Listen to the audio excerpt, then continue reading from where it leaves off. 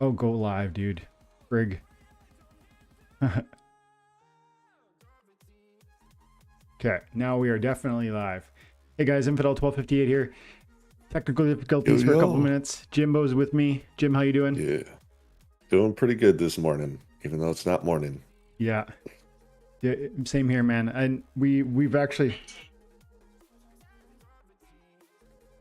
sorry about that. Before the last couple of minutes, Jim and I have been talking here. I thought we already were live, so apologies for that, guys. But like I said to Jim a second ago, trying to really enjoy the rank grind here, pushing hard from. I was at gold 3 after Splinterfest, and trying now to get up to champion. And it's a grind. It's a really challenging thing to do, but you know, I'm hopeful we can do it. And then also just still riding the high from Splinterfest and really wanting to share that with you guys and see what's going on for you guys and check in for any questions you might have about Splinterfest or about Splinterlands or about whatever else, man. Yeah. It definitely hurt leaving. Mm-hmm. Yeah. Struggle is real, my friends. Yeah. Tails, have you made it to champ yet? I haven't checked, but I know that I'm Diamond 2 and I've been Diamond 1 as of yesterday. I think I'm Diamond 1 again right now after that win streak. Yeah, Diamond 1. No, current Diamond 2, 164 points away from D1. Yeah, it's a whole other level of difficult. I wanted to during the town hall. I assume everyone who's listening, and I'll say hi to Christoph. I'm gonna say Christoph, and then Show Nuff, and then Tails is here, and Nicola. I'm gonna assume, and Eli too, and I'm assuming everybody who is attending to like a live that I'm doing paid attention to the town hall. That was the first ever live town hall. I tried to ask a question. I arrived late to that thing because I went to church that morning. Arrived right at the Q&A period, and I stood in line. And I think I told you this, Jim. Maybe I didn't. I actually had a question. I wanted to ask them about this rank situation because Tails is pointing to how hard it can be. He's about 100 rating away right now, and here I am like struggling in Diamond. Also, huge deck. Just can't seem to get there, but maybe we'll get there. I was going to ask, look, was it the right time? Did we make a mistake in dividing the rank rewards from modern and wild? I know ultimately we want to do that. I'm not saying it's a bad move. I'm not saying it shouldn't happen ever, but my question is, was it the right time now? And I wanted to hear them speak to that. I think I know what they would have said, but I think it is worth discussing. And and yeah, I'm not convinced. I think some of this issue around finding the right match and climbing in a reasonable timeline is a result of the lack of players per league level. Jim, did we talk about that on the weekend? I don't really remember. I know, I don't think we really got to sit down and talk about it, but I know you brought it up. Because it was like right after the Q&A, then everyone was off, or not after the Q&A, but after the event, everyone was kind of off doing their own thing. I went to grab dinner with some other people. You grouped up with Jarvie, and yeah, we didn't really get to talk about it. Yeah, I think that's a real something we need to think about. I don't know. Again, I'm not saying it shouldn't happen. I'm not even saying it shouldn't happen right now. Maybe it really was the best move at this time for the game, because I do think having a modern league is a distinct advantage to new players, and it does open doors for new people to really get to reach to higher and higher levels than they ever could before. That's a good thing because it incentivizes investment in play. But how impactful has that been when you look at our player base? And then if you were to say weigh that, like if you could physically weigh that benefit and then compare it to the weight of, say, the detriment, because there is some detriment, right? There's pros and cons here. And some of the cons include it's hard to find a match. When you find a match, you're facing against somebody who has 200, 300, 400 more RP than you. When you get steamrolled by them, it breaks up your ability to have win streaks. When you can't get win streaks, it's harder to climb. And so I really think it's a problem, but I don't know if it's, again, I just really wanted to hear all their thoughts. So I'm hoping they will. That's something I can get through on one of the upcoming FAQs, because of course they still leave space on every other town hall. Maybe we'll talk about it another time. Mm-hmm. Yeah, I'm sure you'll be able to ask it at some point. Mm-hmm. When I tried watching the town hall, did you notice at the start it was halfway through a different question completely? Yes. And they didn't get to bring up my question. It was kind of sad. Yeah, I didn't hear your question. I came in after you had already asked a question, but maybe I heard it, or you know what? Actually, Jim, my friend Mike was recording it, and he actually showed me your question. I think, now that I think about it, so I did hear it. And you got quite a bit of cheers, right? Like, what was the question? Yeah. Was it about Kelia? I forget now. Yeah, it was about Kelia and Lux Vega. I was pretty much asking them, what was the reasoning as to why they decided to make a Kelia plus HP neutral summoner. And Matt said what? You could tell on Matt's face he kind of didn't even realize that's what he did. Yeah. And then he was just saying, so if you think about it in terms of all the stats in the game, right? You have the 3 different attacks: magic, melee, and range, and then you have armor, HP, and speed. Mm-hmm. Where the Archmage Arius, he has the 3 attacks. Yep. So they gave the other one the other 3 stats. Okay. So that was his reasoning behind it, making the 2 big promo cards, and they're the exact same cost. Yeah. And they pretty much work the same way. Of dragon picks a color, neutral summoner picks a color. Yeah, that's kind of smart, actually. Like, I see that makes sense to me in that light. And I didn't even think about it. Like, I don't think anyone even thought about it like that. They were just like, oh, it's Kelia 2.0. Yeah. Yeah, I agree. Let's see here. There's a couple questions in the chat, and I want to get to them. I just need to think about this matchup before I do.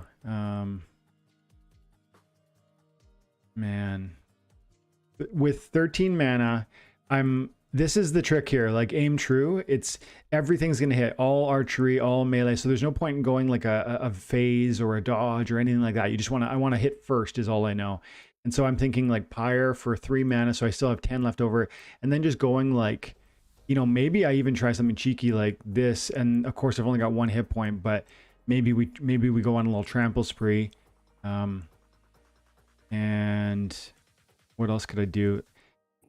Something like, what I could do is I could try that and then go give 2 armor to him to at least give him a little bit more chance to not thorns out right away. And then we go like this and go like this, and I've even got a repair here, so that could this could be something. We'll see. Okay, so there's a question in the chat. Let's see. Tail said, check out this graphic, Dwayne, but I don't see a graphic. I'm assuming, let's see, if you want to win, not just achieve champion now, we just really need to either own or rent specific max level cards, mostly summoners. Skill, yes, but more weighted towards cards. Yeah, I think I agree. Definitely skill's a factor, and it always will be. But at this moment, there are definitely key cards that set you apart. And I wonder, and this is just me thinking off the top of my head, reacting to your comment, but I wonder if that changes to some extent the bigger our army of players becomes. So like, what I mean is, if we have 20, 40,000, I've heard recently people saying 20,000 players. I've always thought of it as 40. I don't know why, but that's just a number I heard and it kind of stuck with me. It might have been from Tails' content.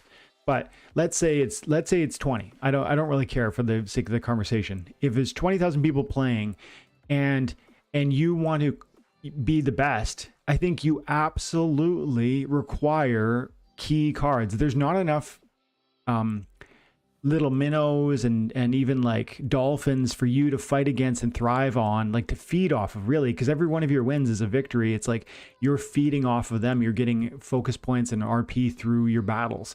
If there's not enough kind of average players filling the middle of the ranks, then you are going to have to face off against the creme de la creme, the richest of the rich, the biggest, baddest decks. And so I think but in that system where there's very few players, you need to have key cards. You can't get away with it. There's no alternative. But if you have a scenario where there is like a thriving, let's say, middle class in Splinterlands ecosystem, then I think that begins to change. It's still obviously you need the best cards to really be the top tier, but you could be, near top tier if there's a thriving middle class that you can, benefit, that you can beat and benefit from. And that's where I think talent becomes more applicable, because like if within the middle class, if you guys are generally well equipped but not perfectly equipped, I think skill will set you apart. And so maybe that's, I don't know. I'm just thinking off the top of my head. It could be wrong, but I think that's probably true. And then of course, cards are still going to separate some middle class from other middle class. And then what else did I see here? Daniel Spirit Guitar. Do you think it's a good idea to buy some gold foil beta cards at the moment? Maybe. Look, this is working out. Love it.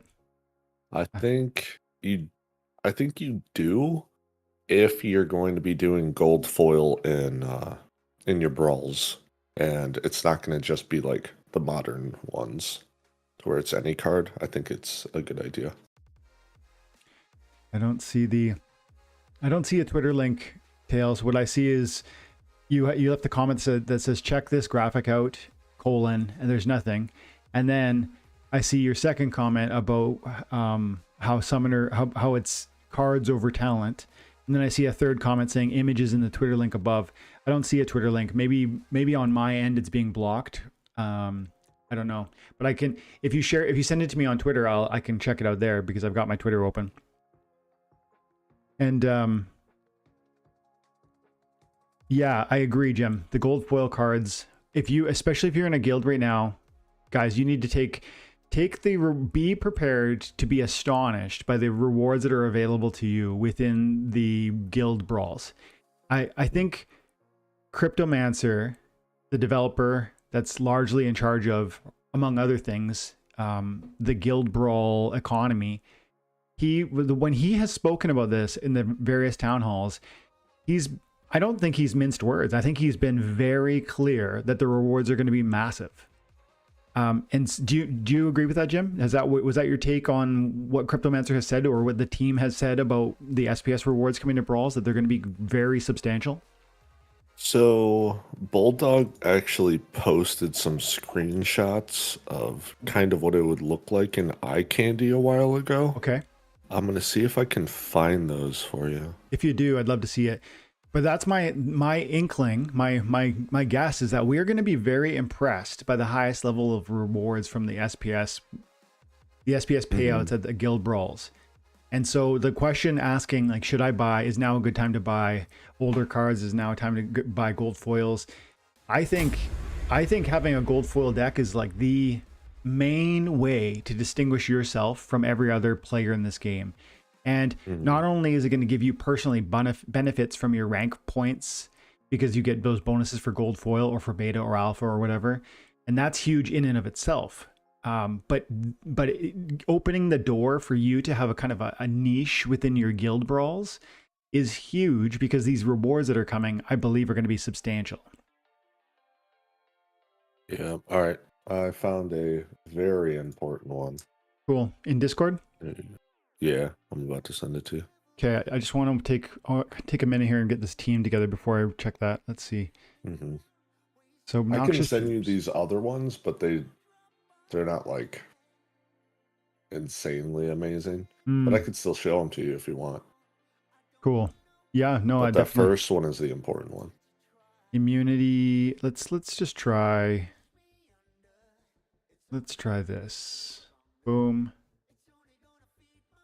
I wish I hadn't Rage. If I hadn't Rage, I would definitely use Scargore here and go. I wonder if this is one of the Joshes I met in chat. Josh Brantock was one of the Joshes, right? Yeah. So here's, I've got the Brawl SPS pool screenshot up. This is. Can you see it, Jim? Mm-hmm. Yeah. So help me understand what I'm looking at. Monthly pool, 2.5 million SPS. Yep. So that's going to be how much monthly is distributed in SPS brawls. Okay. 2.5 million brawls. And if there are, wow, I wonder, I don't even know how many players, how many accounts are in Brawl, in Brawls. I know we have about 200,000 daily active accounts. And I know that most of those are bots, I agree. But I don't have any real idea how many play Brawls to then subdivide this 2.5 million. Brawl. Yeah. This is helpful though. So we know it's going to be 65 months, right? Yep. And then we can see the percentages of the Brawl tier of how much you're going to be getting. Yeah, that's cool. Thanks for pointing that out. Yeah, yeah. So you're getting like SPS Brawl cycle. So per Brawl, I guess Brawl cycle means per like Brawl every, event. 3-4 days. Yeah. The highest tier is going to get 210,000 SPS paid out to it. And I from what I've heard, there's like almost no teams up there. There's not a single guild in tier 5. Wow. And tier 4, I know TNA 1 is in tier 3. You're in tier 3 or 4, Jim? We are in tier 2. We're getting closer to getting to tier 3. These are huge leaps, like from 15,000 at the lowest level where everyone, probably mostly people play, the 28,000 in the second, which is again like a ton of people play there. I think I heard someone say something like 30 teams are fighting there. And then and up here it was more like 10 or something. This is just incident or anecdotal from like conversations that I heard at Splinterfest. I might be totally wrong about the numbers, but as you're getting deeper into these Brawl tiers, you're getting way fewer participants and much more magnified returns. So huge returns, a bigger pie being divided amongst fewer participants. It's going to be really shocking at first. Like you're going to hear complaints about how it's too unfair. They're giving too much money to the whales. For sure those comments are coming. Like I'll do a video on this when the rewards start being realized. And I'm certain there will be at least, 10% or 20% of the commenters will be like, this is just one more example of how the whales are being rewarded and the little guy isn't.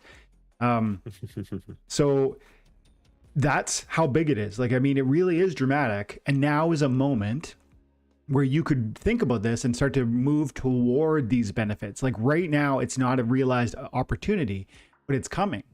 And, the question was, is it a good time to buy gold foils? And the answer is, yeah. I mean, like if you take this seriously, and if you understand that Splinterlands is a long-term return with great high potential and has survived a bear market, and you believe that the assets they're paying you are deflationary in nature, if you believe that it's both fun and has a future, all of that stuff, that whole picture, then wow, yeah, man. And the prices absolutely have been, like, we haven't even talked about the prices really. We just talked about kind of some of the fundamental considerations around it.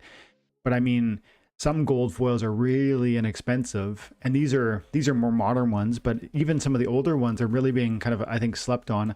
I wouldn't necessarily rush into something like any of these. I think they're all kind of really, but there's some key cards out there that might be worth looking at.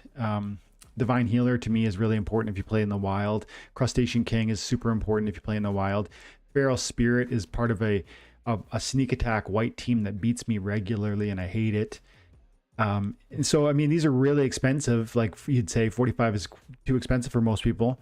If your finances allow for something like this, I would argue that these rewards are going to be disproportionately massive, but you're not going to know that until the rewards launch. And maybe by then others will see the value and you'll start to see prices ticking up. Where do you think Splinterlands 2 will be, or Splinterfest 2 will be held? I was guessing I'm done here for sure. That big beast of a Bacteria is going to hold me off. Dead. Oh, the oppress comes in Oh, huge. holy cow. Maybe I am going to win, dude. And the retaliate? That retaliate saved the day, I think. I missed him. I missed him, dude. Wow. That miss. See, this is the sort of battle, man. These are the battles, like that moment where you're like, I'm not going to win. And then you're like, oh my goodness, I'm going to win. And then it reverses again. That is an exciting match to watch. And we need to be clear about identifying those and revealing those on the big stage with our next event. And on your question, man, I actually I heard someone say from the dev team or from the staff that they would love to see something happen at the 5th anniversary, which is in early 2023. Cool. That feels a bit too soon, so I don't really believe that'll happen. But I mean, that would be the next moment where I wouldn't be like. I guess that would be the next moment that would make some sense. Yeah. Alternatively, to answer the question, I almost have to. I think we have to probably talk about the finances of the event. I do think they probably lost money on the event. Yeah. And if they lost money, then do they have to worry about waiting for? Are they going to rush into hosting another one? I guess I would think I would probably be expecting another one late 2023, September, October. About a year time frame. Yeah. And if they didn't do it then, I would say that it's going to be like a next bull run situation. That's probably what I'm imagining. Yeah. Butters is in the chat now. What's up, man? Hey, dude. Good to see you, bud. Dude, I noticed we got a lot of good questions in here right now. Matthew's in the house. He's one of my Chaos agents. The guys came in with me on the bulk buy for Chaos Legion. He says, hey there, just a quick question. Say hello. Hopefully I will be able to share a moment with you next year at the Splinterfest 2. Yeah, man. Matthew is one of the guys that I spoke to, and I was like, if you can make it, like you can crash on the floor of my hotel room. You don't need to worry about a place to stay. So, I mean, yeah, definitely would love it if we could do that, Matthew. Josh here has a really good question. He says, hey 12, quick question. I just sold my $400 in cards because I had FOMO for land. I got me and a friend each a land, but now I'm in bronze again, was previously playing in gold. FYI, this is a different Josh. And then he says, did I make the wrong move? So sold his cards, getting excited for land, and then in that process lost, is way farther in the league rankings and is maybe regretting that a bit. Is that what I'm hearing? Yeah. Yeah. I mean, could I say something about this? Yeah, go first? for it, dude. Yeah. All right, Josh. This is Jim speaking to you, man. All right. Alpha gamer to alpha gamer, right? You have to remember that land is kind of a luxury item. And if all you had in here was $400, there's a much better way to be going about it financially. Having the cards, playing the game, especially if you're enjoying the game. And when we're this close to being able to have SPS coming from Brawls, I would say having the cards is kind of the route to be going with the $400 budget. Land is a great thing. We're going to be getting passive rewards from it, but it's not a lot. And we're still like probably a year away from even being able to utilize these lands. Soon we're going to be able to open them, but we won't be able to utilize them for at least the end of next year. Yeah, I strongly agree. And I think I've said this before many times on a variety of videos in different ways, but I think Jim's totally right. That I've never used that phrase, like land's a luxury item. I think it's totally accurate. The issue is like, again, if you think Splinterlands is here for the long haul and you love where it's headed and you want to be a part of that, then it's how can you maximally participate in that story for the limited amount of resources you have, because no one has infinite resources and therefore no one can participate in every facet of the game. I do think land is going to be massive, and I think that's a deeply exciting opportunity, and I think it's more exciting today than it was 2 weeks ago or a month ago, because remember, we're getting the SPS airdrops coming to the plots of landholders. And maybe that's a small thing, but I'm going to say it's you have to almost necessarily say land is more exciting today than it was a month ago because of that. And and we're a day closer, we're a week closer, we're a month closer to the actual release of land. And at Splinterfest, they said land is going to be closer than you think, is what Nate said. And the land releases, or the stuff they were showing us, looked amazing. So I'm super pumped about land, but the question isn't just, are we pumped about it? Do we think it's great? Are we excited? Do we think it's going to do well? Those are great questions and you need to ask them. But it's beside the point when you first have to ask, but can I participate in that? Or is that the way that I can maximally benefit from this amazing game? And that is a separate conversation where it depends on your, how much wealth you have and how much time you have and how much, where your faith in the game lies. And I think if you're only at $400 or $500 or $1,000, that to me feels like a real opportunity to execute a meaningful deck that can snowball in a big way.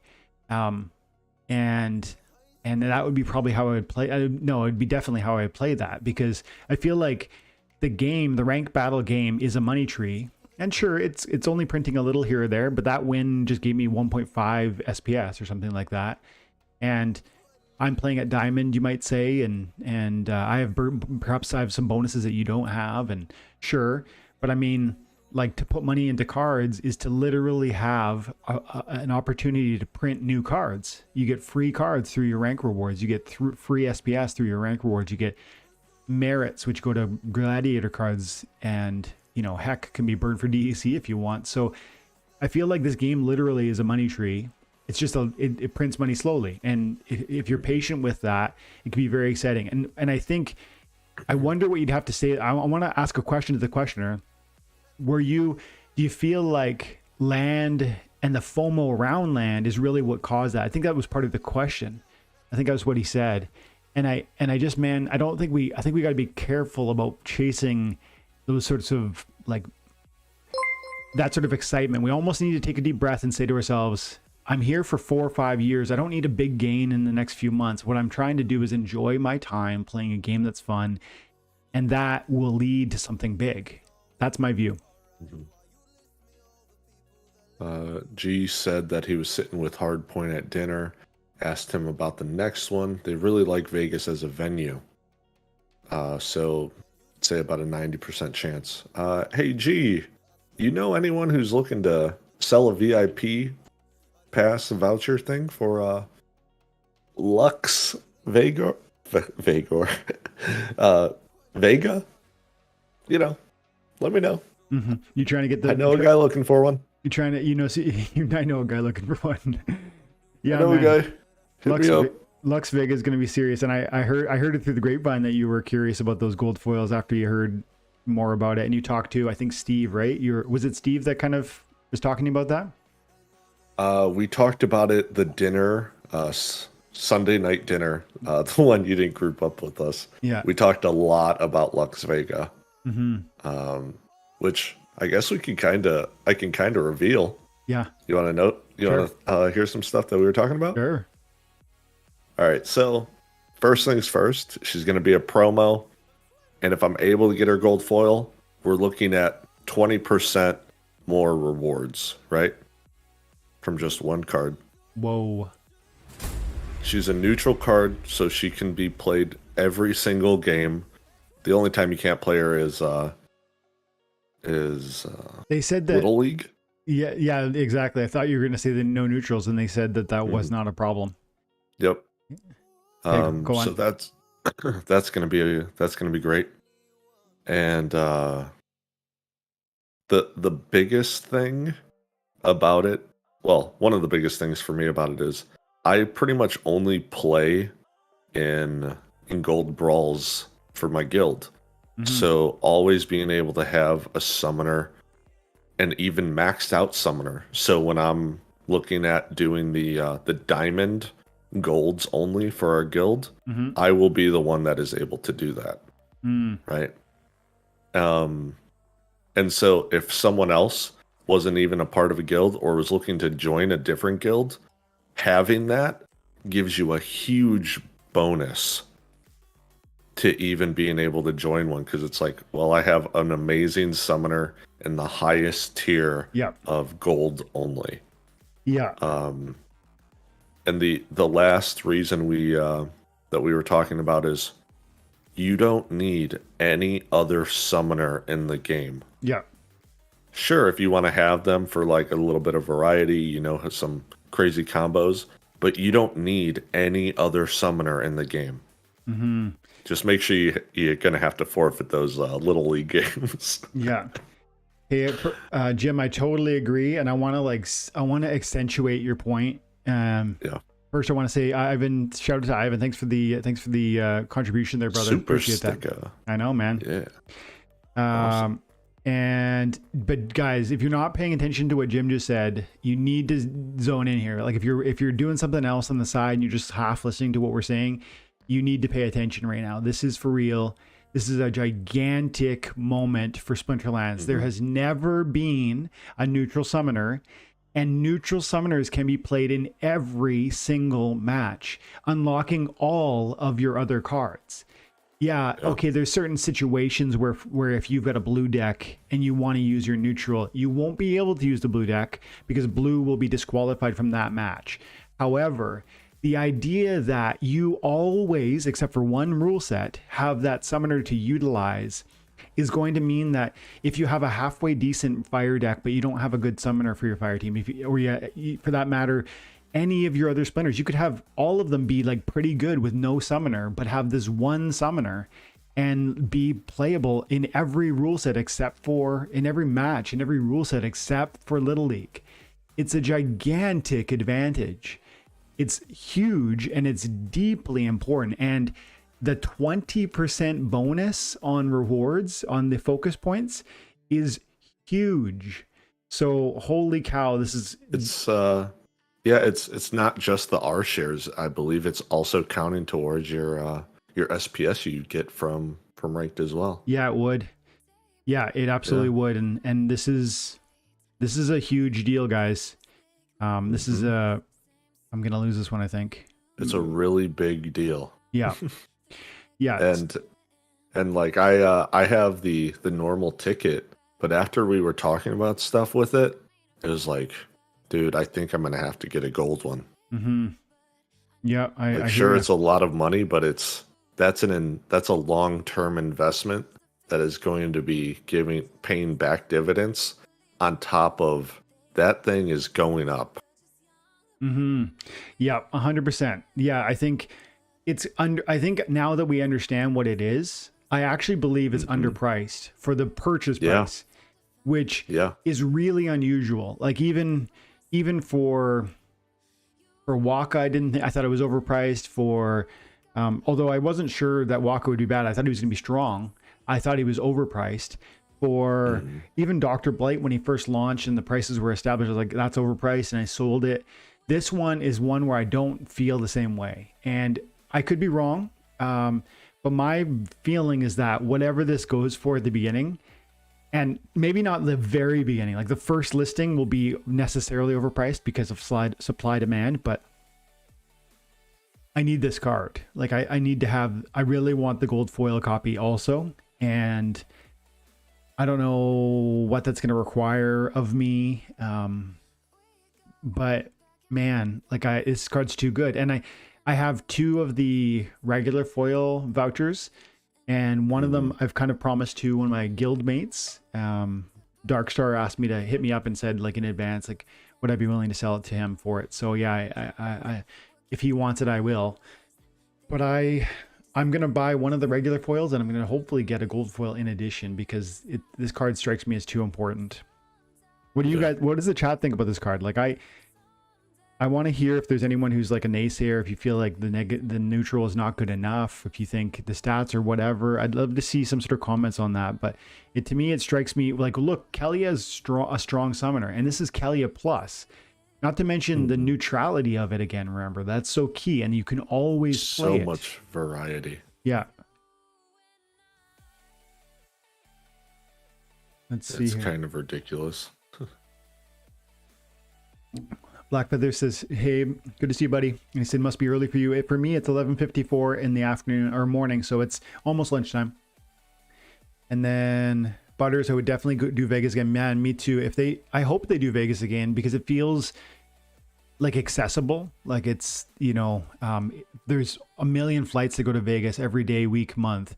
If you do something, if you did something like, for instance, Vancouver, British Columbia, which has, by the way, an esports arena, and like an amazing conference facility in like a beautiful city.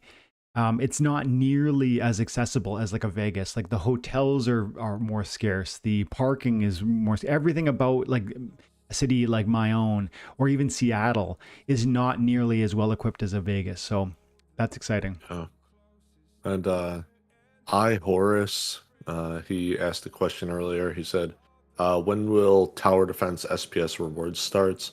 We voted in it last month. If you're still here, man, I'm pretty sure that didn't get passed. It was the rewards for land that got passed. Yeah, I think that's so. Let's have a peek. We can look at the proposals. Proposals, and then we look at oops.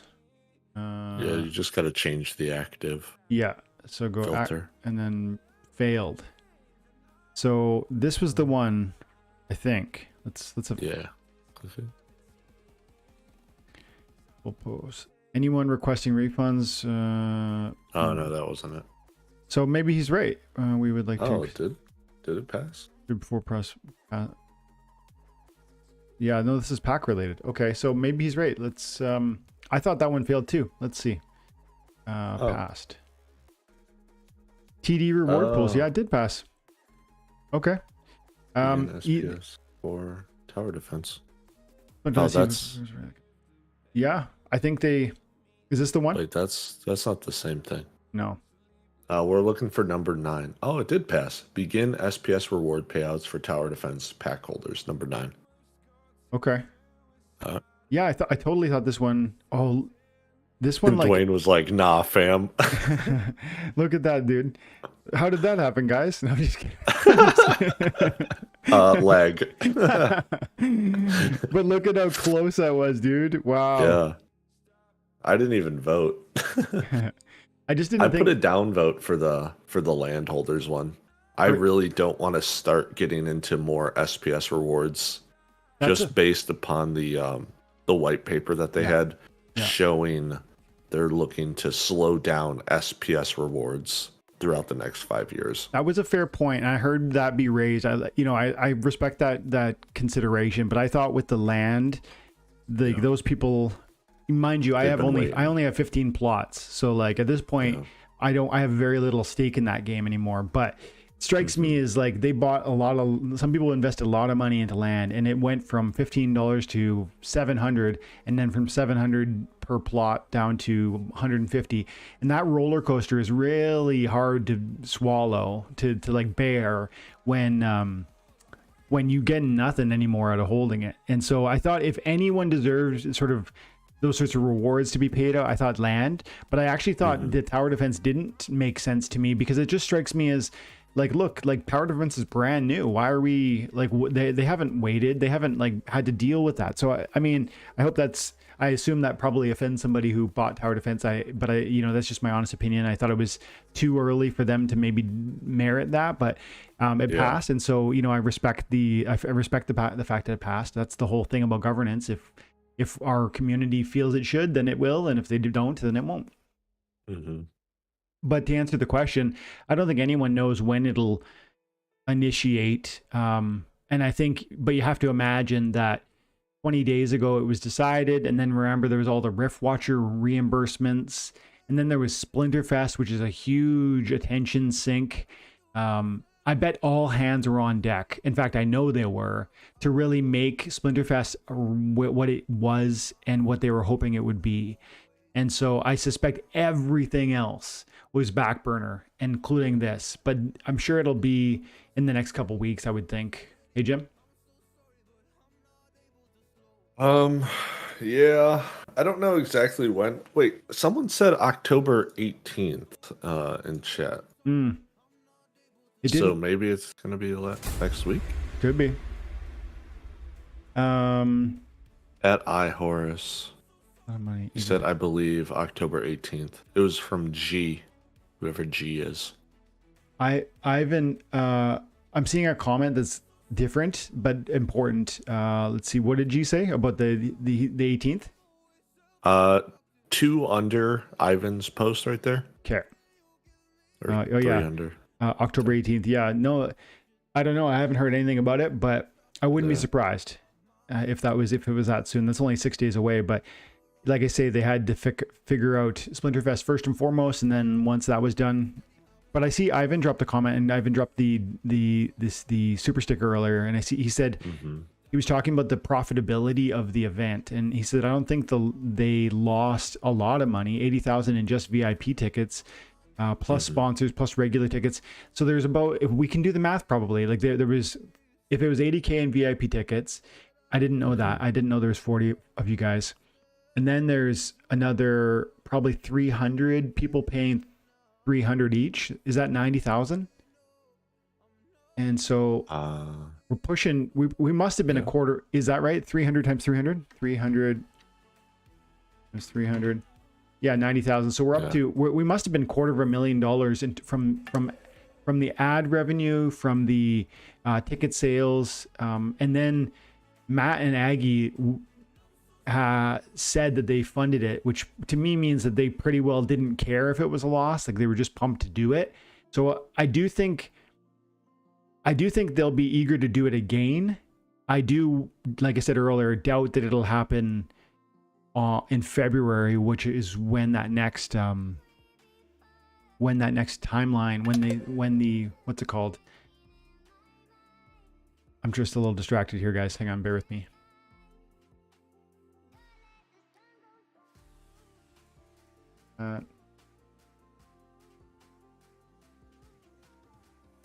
Two's gonna be too much.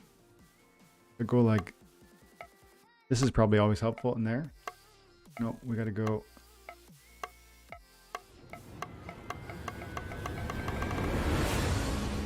Oh, dude, and last night. Yeah. So, guys, last night Luke Plays to Earn was live streaming, and I don't know when the last time he live streamed was. It's been a while. Could have been a while. Yeah. And so like I hop in the chat. And he was pretty much saying that he was going to be logging off soon. And then, so I see Virus in there, myself's in there. Ashley starts saying hi. Stever pops in the chat. Dwayne pops into the chat. Sinister or Tails pops into the chat. And it's just like everyone is just grouped up in his chat now. So he's like, I can't stop. And with talking to everyone again, it was bringing me back to Splinterfest of just like just hanging out with everyone, you know, all the names we remember. Yeah, for sure. Oh, so, boom. And I'm like, I can't have this end, so I'm like, all right, I'll start this stream. Yeah, that was fun. So, I was driving home. I went out to go to like a men's like Bible study last night where me and like 7 other guys are hanging out for a couple hours, and then I get in the car and I turn on YouTube, which is what I always do, and I see Luke's live, and I'm like, what? Like I haven't seen Luke in forever. And so I tune on, and probably 5 minutes in, he's like, okay, guys, I'm gonna get out of here. And so I like made a point of sending sending a message on the chat saying like, you can't leave yet. I just got here. And I saw you arrive too, and I wanted to say, hey, Jim, but Ashley, all these people I wanted to say hello to, but I couldn't because I was driving. But yeah, I had to. Yeah. All I said was like, how many lions you got now, Jim? And then the lion, he goes and checks, and all the lions start pouring in, and then the DC, and And I sent him 7. nice. I sent him 3 gold foils, and I sent him a bunch of DC, and oh Yeah. man, good times. And then yeah, Yeah. I saw popped on the gyms for a little bit too, even though it was past my bedtime. And sent him a few packs to have a Oh, little fun. that's right. You didn't see what I got in my packs. No, I didn't. Dude, it was gas. Was it? Straight fire. Oh, tell me. All right, so we got 2 legendaries in those 10. And then we got let me actually change this. And then we got like 4 epics, a couple golds. So like after everything, it was like $34 in rewards I got. Wow. For 10 packs, which at this moment is 10 worth packs. probably $15 or something. I don't really know. I want to say they're like $2 each right now. Yeah, $2.10 apparently. Yeah. That's a bit up, I think. Like we were a lot lower, right? Like Oh, I got a gold Thaddeus. That's what it was. nice. Yeah. No legendaries. Yeah, Knockout. Okay, here we go. So we go. See, I like Jacek in this play because fire is so good with the stun because there's a bunch of stunners. But the problem is his scatter shot is going to be annoying. So I actually am going to go dragon and then fire because I love the stunners on this team. So gold done. foil cur lurker. Boom. Coral. Boom. Boom. Nice. Boom. Boom. Boom. No heal I at love all. playing melee. I love playing the melee assassins with Jace K. Yeah, me too. That's a great way to go. Yeah, because you don't even, you take all the benefits from him, and then like you don't even have to care about the scatter shot. Mm-hmm. No, Eli, I don't think I'm gonna send you that. I mean, elevate. I don't think I'm gonna send you that gold foil Thad. Is that what he said? Come on, send it over. Yeah, yeah. Uh, So how many Roonies are you getting? I've got money for 3 queued up. Okay. Yeah. All right. Well, whatever one you don't want, Yeah. I'll get off you. Okay. Yeah, that's I'm queued up for 3, and that was another question I had for the town hall at the live town halls. I wanted to ask, what about burning vouchers and maybe even SPS to re-roll the visual, like the appearance of your Rooney? Why not? I think they totally could do that. And then Jim, you were saying something about the possible respecking of those Roonies. Do you want to comment on that? Oh yeah. So Matt stated that it is possible for them to be able to sell or make individual assets for you to be able to change on your Rooney. As of right now, he was saying that they're not looking to do that, but that is definitely something that's possible going into the future. Yeah, so I mean that's good to know though. That look at these deletions, by the way. Like I've hit 3 different monsters for 10 or more damage. Yeah, I was like, well, how is he hitting so hard? It was the knockout. Yeah, this is the fire team, man. Like with stunners galore. I brought 1, 2, 3, 4 different stunners, and then you just build it out with some support. And there's so many ways to do that play, whether it's at like a high mana match or a low mana match. I love that fire team. So many different stun monsters, including Pit Ogre is amazing. Like he's capable of so much. He's got a good amount of damage, enrage, a crazy amount of hit points. He's got the void, so he's a bit more resilient, crazy speed. Such a good card. And this skin too, by the way, is like one of the best skins of all the reskins. This is the original that we're able to see. And this card's $122. Are you kidding me? That's so friggin' cheap. This is cool, but not nearly as cool as Splinter Storm. Let's see what the chat's got to say. There's like, it's just a ton of things here. Chuni's hanging out. Eli's here. Oscu came. Mr. Saga Dark Enchantress. What's that, pal? I said I need to pick up a Dark Enchantress because I have the skin for her. I just don't own her. Fun for all. Hey, buddy. Darren. Hey, bud. Darren's one of the first people that ever gave me a super chat. I still remember Darren. Drac always does the job. Lux will be more efficient. Wow. Yeah, Lux is going to be amazing. I can't believe I didn't even notice he was in the chat. That's a guild member of mine. Yuki says, I wonder how much the rental cost will be for Lux Vega. Totally good question. Yeah. Probably, I would have to think, like, rental costs on Kitty are going kind of bonkers, man. And for the gold foil, the other day I was looking at, well, just like, it's the end of the season now, and you know, if people are pushing, they might be pushing up rental costs. But let's look at summoners. Go max level, go summoners, and then to range them by highest. Look at this, Byzantine Kitty, 10,000 DC to rent Kitty for a day. That's $7, which is a ton of money. But frankly, if you're pushing at the end of the season, it's not unreasonable. And this is a regular foil. I think there is going to be some crazy profitability on some of these on the gold foil Lux Vega, and you won't rent it all the time. You know what I mean? Like for those sorts of numbers, but if end of season, if you can get yourself into the position that you want and then rent them out for 3-4 days, it could be a real shot in the arm for a few extra bucks to especially in the early going when people are curious about Lux Vega, and I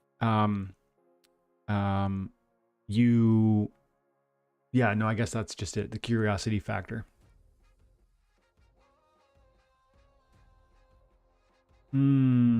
Christoph, is the purchase price already known? It's $1,000 for regular foil to my knowledge, and it's 5,000. No, Jim, how much is it for gold foil and regular? Yeah, it's 5K. 5K for gold? Yeah, G posted it. Okay. 2 underneath that. Yeah, 1 for reg, 5. Yep. Virus was discussing how much Lux Vega might cost too. Yeah, Virus is a great guy, by the way. Super awesome to meet him. Really cool guy. Yeah. It was really amazing. I wish I could shout out everybody. You know, you guys might not necessarily know them all, is the thing, but grouped up with DJ from Mav's chat. That guy is really cool. Yeah, DJ. Remember there was like 2 DJs. It was like, I think it was. So there's one DJ. So I found out. All right, the DJ, or it wasn't even DJ. It was the Jetto from my guild. Yes.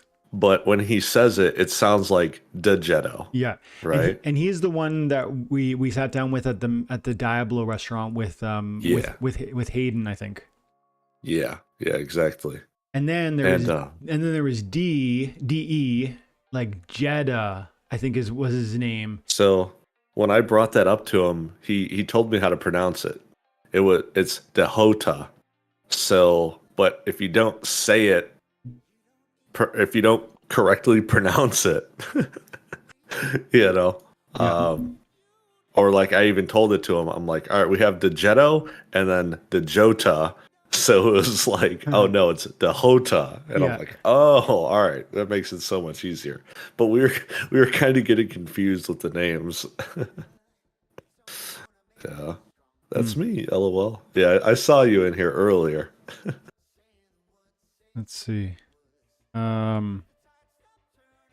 What's going on? When will it be available in the store? I guess you're referring to Matthew's referring to Lux Vega.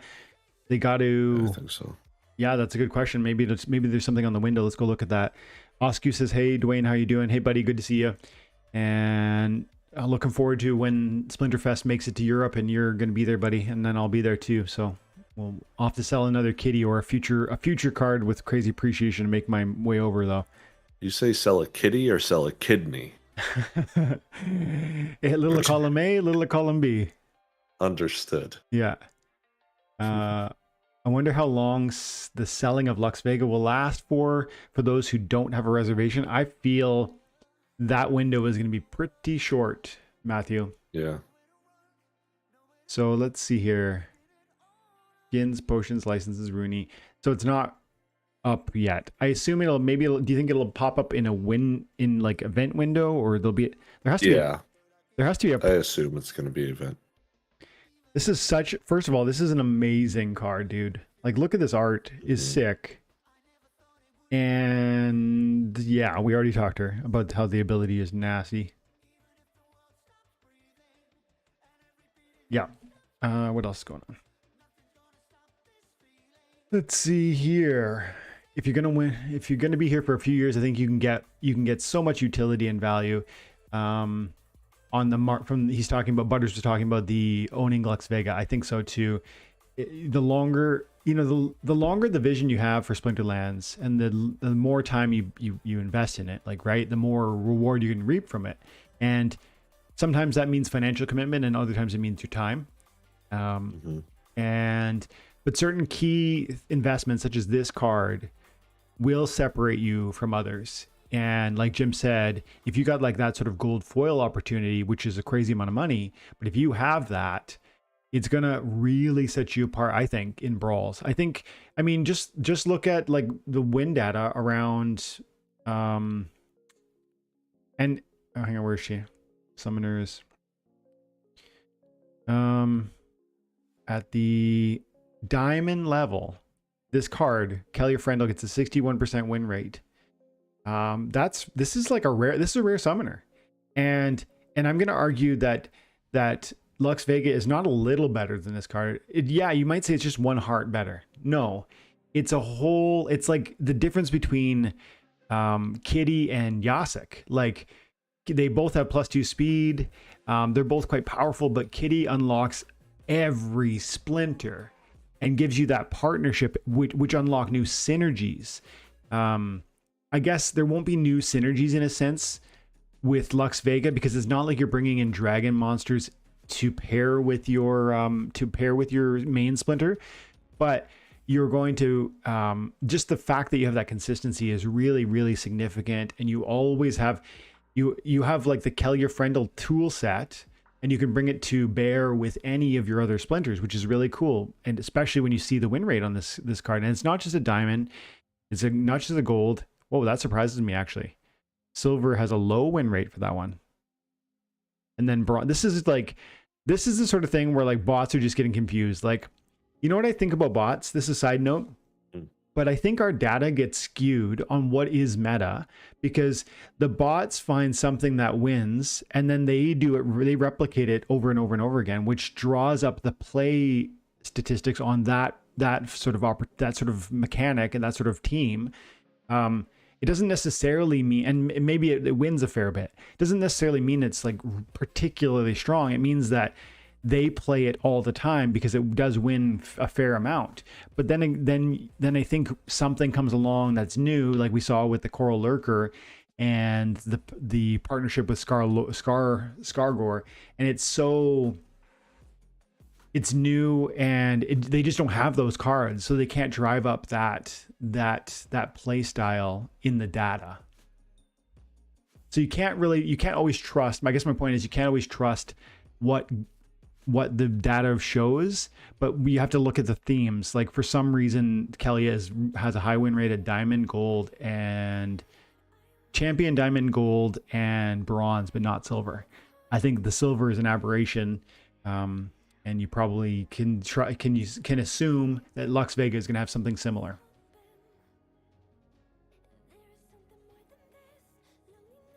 Eric DeNoorman. I said the sound is a bit off. I don't know, man. It looks like it's clean on my mixer. I don't know. Let's see. Butter says I got a level 3 Jotun, 850 DC. Valnamore 400 DC, Kretsch max for 60, and Daria max for 90. Plenty of room to profit on SPS wins for me, totally. Yeah, you can definitely rent and successfully extract value. And 100%. That one of the things, if you can do to really maximize that, is not just play the game, the ranked game, but then find the tournaments. And so then coordinate your rentals so that you're not just, yes, you're going to get the most out of them in the ranked battle, but then make sure you're coordinating some tournaments so you can do well on those and double your SPS, and then that helps pay for them, and so on and so forth. Sloan is better than Lux Vega, says Yellow. He said Kappa. He said Kappa. He was joking. He was miming. Okay. I was gonna say he's trolling. Yeah. The only thing Sloan is good at is saving money. Hey, no, I mean, I don't mind Sloan. Like, I really don't. I use it sometimes in the right context, but I mean, come on. Yeah, Sloan is a bit of an embarrassment. But again, like every summoner, the question isn't just is it good or bad, is it overpowered or underpowered? The question is like, what can you afford?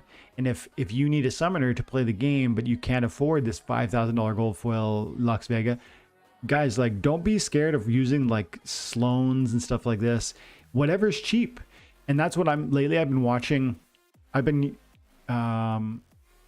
really taking note of the cost of the Rift Watcher summoners and just kind of watching what's happening there, because it strikes me that like maybe some of these are a bit cheap. Aquatus is grabbing my attention. Fernheart, I think they're all quite, let's say, interesting. And these price points are not particularly scary to me. That's maybe the way to say it. Could they go down? Yeah, they could. In fact, one or two of them probably will keep going down. Like, it seems like people think Stispa is not that strong. It seems like people don't really like Aquatus or Dallin. It feels like Fernheart is trickling down, but staying relatively stable. And these two are continuing to tick up in value.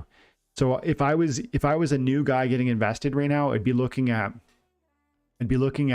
just watching some of these prices and maybe getting a few of these guys. And probably, even though these ones are great, like we said a moment ago, it's not just is the card overpowered, it's also, how do I stretch my dollar to get the most out of that? And sometimes it means buying a really great card, and sometimes it means taking a card you like less and then utilizing the leftover value in the supporting cast. I'm still about renting low. I wish the rental market didn't exist. Hewitt, wow, I'm surprised you say that. I wonder why you say that. Because it's an opportunity. So more cards get bought. Yeah, I guess, but it's a revenue stream for a person who holds assets. Yeah. Yeah, and maybe you could formulate an argument, like you said, Jim, that it would just drive, if there was no rental market, the purchase cards would go up in value. I guess that's probably true, but you have to weigh that against, well, some players would just never even try it. Yeah. Selling kitties and kidneys. Yeah, yellow, a little bit of everything, man. Everything's on the chopping block, metaphorically speaking, when Splinterfest comes around. I pretty much have access to like an infinite number of kidneys, Can you still buy Splinterfest tickets? Nope. You cannot, Fun for All. I believe you had to be in Vegas, not just buy the ticket. Yeah, Hewitt, you did have to be there. They didn't give us anything special at the attendance, so maybe you just needed to buy the ticket. No, they said that you had to be in attendance. And at the beginning, that's why I remember Butters, they asked your in-game name and they put it on your badge. And so it probably said, mine said Infidel 1258, and my buddies who I bought him said 1258 because it was my second account and I gave it to him. Yeah. Our tickets were scanned. Maybe that was it. Yep. It does say, so it seems like you're able to buy them, but there's no point. So it says physical attendance is required to receive the promo card reservation and discount. Limited to one reservation and discount per attendee. More tickets does not adequate to more benefits. Yeah. Or equate to more benefits. Yeah. But it was possible to, for instance, sorry, I got to get this team together here. It was possible to buy 2 tickets and have that benefit. But you needed to have 2 bodies present, like I did. Like, for instance, I had my buddy Mike, who, by the way, got into Splinterlands as a product of attending Splinterfest, which is rad. Mm-hmm. Yeah, I saw him going ham while you were upstairs recording a video. Mm-hmm. Go. Ooh, mirror match. I don't like my team. I threw it together, but if my Grum gets some shots off. Oh, he got you. Your team looks pretty decent. Yeah, I like that his is a bit softer. Like I brought, even though I don't love the Mirage, see, I only have level 3, so I wasn't gonna. But the headwinds is counteracting his range. Exactly. The headwinds is helping, and then he has 7 hit points, which is partly why I chose him. See, this is what I want for the tournaments when we get tournaments again, like live tournaments. I want to be able to look at this, and with 2 people like you and me, Jim, or you know, it's not me advertising myself. I mean, anybody could do this, but you know the game, and you say to yourself, okay, his guys are a bit slower than my guys. My guys have a bit more hit points. Like my Phineas Rage has more than his 2nd Radiated Brute. I have a 7 mana Ash Mirage, which is going to headwinds 2 of his monsters. Yeah, like I think we actually do pull this one out. But one thing that I'm not certain about is where do my scatter shot, because we're both scatter shotting, where do the scatter shots land? If they land in places where he is not very vulnerable, like on his Grum where they could land, that's going to be a problem for me, possibly. Yeah. The RNG aspect now.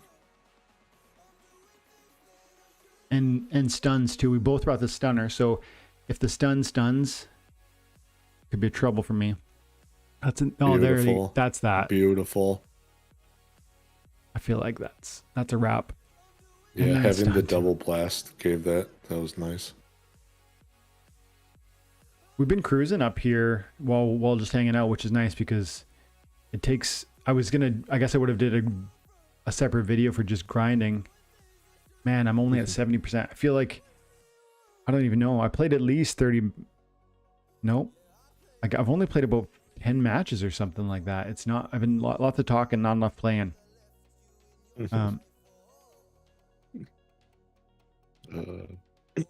Yeah, my neighbors better watch out. Kappa. I guess I'll stay on Dwayne's stream instead of streaming myself. Oscar, you're gonna go live, buddy? Okay. I'm gonna wrap here pretty quick. Anyways, I gotta do some family things and some in real life work. Let's see. I never use Sloan. We'll sell him level 6, or we'll put him on land. Yeah, Oscu's a talented player, guys. I believe you when you say I never use Sloan and you'll sell him or put him on land. But here's the thing, Oscu, that land, you kind of tuck it on to the end of your sentence, and I would argue the utility of a bad summoner on land will be substantial. Like I don't even really know how to prove that point. I just believe that the land production will be so important and those resources will be so worthwhile that having and also I know that there's just not enough cards in the game to fully saturate the land that exists. It's based on the data I've heard. And so as a result, it makes me feel that even Sloan will get a really significant financial benefit coming out of the land release, because you'll start to see all those cards disappear to stake onto land, and that'll mean, you know, price appreciation, both from a sale perspective, but also from a rental. And so, is Sloan a bad card? Yeah, I mean, he's probably the worst summoner, or at least among that conversation. But all summoners are necessary. And if your value, if you have minimal price to invest, minimal dollars to invest, of course you don't get to pick the creme de la creme. You have to pick from, you know, the most affordable to try and you know, succeed in the game. Yeah. Let's do like I'm gonna finish this battle, and then I'm just gonna see if there's any kind of last minute talking points. Jim, if there's any conversation that you see in the chat that I'd be happy to get into that, but probably wrap pretty quick here. Yeah, that's what it's seeming like. Okay. Unless people put in new stuff. Let's see. I was going from gold. I was going from max gold player to just a max modern player, and it gets annoying playing people with $7 in owned assets and everything else is rented for 50 cents or whatever. Yeah, I completely understand, man. That's Hewitt. Yeah, that's a fair point. Yeah, I mean, it's give and take though, right? It's like if we didn't have that, would we financially be better off, or would we have fewer players seeking after the game? And I don't know. I don't know the answer to that question. Probably worse overall. I tend to think so. Yeah. I'm in trouble here, I think. I'm vulnerable to magic. He's got a ton of magic. Although his sniper is going to be distracted for 2 rounds, 3 rounds, which is nice.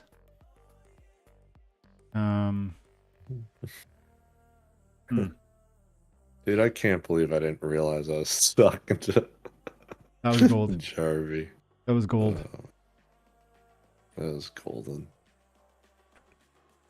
Yeah, and then he's going to hit my snare. Oh, come on. Get me a... That's a... well, the stun's kind of irrelevant because I was going to kill him anyways. No, we're done. Game over, man.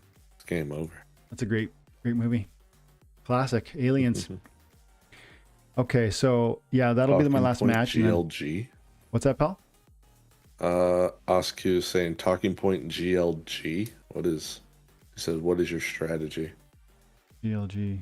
What is GLG? GLS? Probably. Genesis League Soccer? Genesis League Gaming. He's the broader GLS. Or Genesis League Sports is GLS. Yeah. MLS is the soccer. Yeah. Yeah, from the standpoint of the expansion of new games in the game into Splinterlands and into our ecosystem, generally speaking, my take is that I'm cautiously optimistic that they will be worthwhile, and I am reluctant to put deep investments into them because I feel like there's just so little known. And that's not saying I don't think they're going to be awesome, or that I don't think they'll be wild successes. Like I can be confident, cautiously confident about their success, and yet reluctant to put fresh money in. Yeah. And that's kind of where I'm at. Jim, what do you think? So Dwayne and I were talking, and he's kind of not letting you guys know about something, but we're both actually very, very excited to see it. That's true. Because we were talking about some ideas for the future. That's true.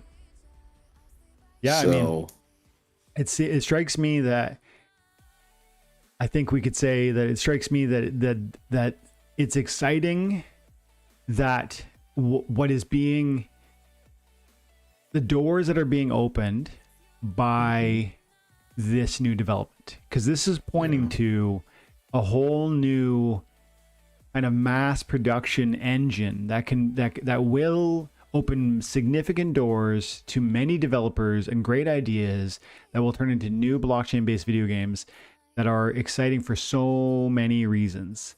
And we're not talking about just sports. No. Yeah, I think that's it's exciting, but for not the reasons, like for reasons alternative to what most people probably think. Like probably most people are thinking, yeah, man, I want free tokens, I want free nodes. Sure, those are going to be cool. I'm excited for that. But I just don't know enough about this. Even I sat through the town hall, or not the town hall, but the conversation around the GLS ecosystem, and it felt like to me they were just really, it was just talk. Like nothing really is planned. It was like, yeah, this is what we think it's going to be like, and I felt like it was a presentation.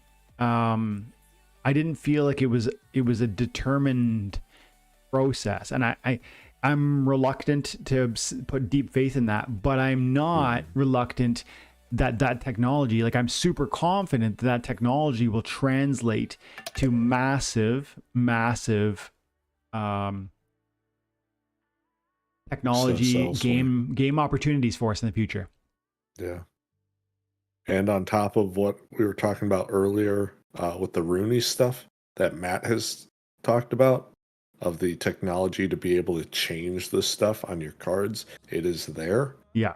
but they're not implementing it. We could kind of use that idea along with a lot of the stuff we saw from GLS or GLG now. Yeah. Yeah. There's a lot to be excited about.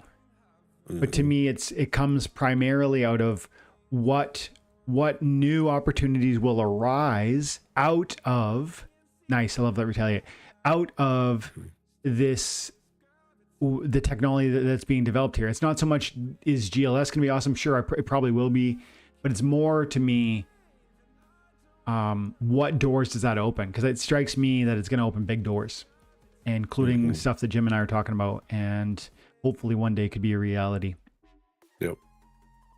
Yeah, man. So guys, I think I'm going to call it there, but thanks so much for hanging out. And Jim, thanks for popping on last minute. There was not at all planned. He just was like, let's talk Splinterlands. Dwayne's like, hey, I'm going live in 8 minutes. You want to join? I'm like, I actually just woke up, so yes. Bobby just showed up. He goes, wow, Jim, infinite number of kidneys. Your neighbors better watch out. That's funny. And yeah, Genesis League goals. Yeah, is that right? I didn't know it was GLG. Yeah, me neither. On Discord, yeah, they actually did change their logo. Huh. Thanks but it still says GLS. Hey, I don't know. Assassin's in the conversation. Good to see you, little dog. And trending today, and Yuki, guys, Yellow, thanks for coming out. Butters, Hewitt, Chooney, Eli, Matthew. Special shout out to Ivan again. Thanks, bud, for the contribution. Appreciate you. And guys, thanks so much for everything that you do for the channel, for your likes, subscriptions, for hanging out. Thursday night live with my members again, normal time. Friday night live, Splinterlands TV. Come check it out. And if you're interested in the, oh, you know what? While I got you guys, one quick thing. If you're interested in getting Time and Attention merch, there is like a bit of a finicky thing. I'll show you. It's like shopping. You go to the store. This is me going through the back window, but you go to the store and sometimes it goes straight to it, and then this is working. But you guys going through like just YouTube are finding there's been a reoccurring problem. So if I go to like YouTube and I go to yeah, this is my channel, right? My channel. No, this is not. Oh, your channel. So this is what you would see coming to my channel, and you click on store, and then you click on something, and this is happening. 404 page not found. And I've got requests in, but all you have to do is click on go to homepage, and there it is. So it's annoying. If you're interested, that's there for you. And guys, thanks so much for everything. Have an amazing day. And Jim, especially you, buddy. Appreciate you. Thanks for having me. Bye for now.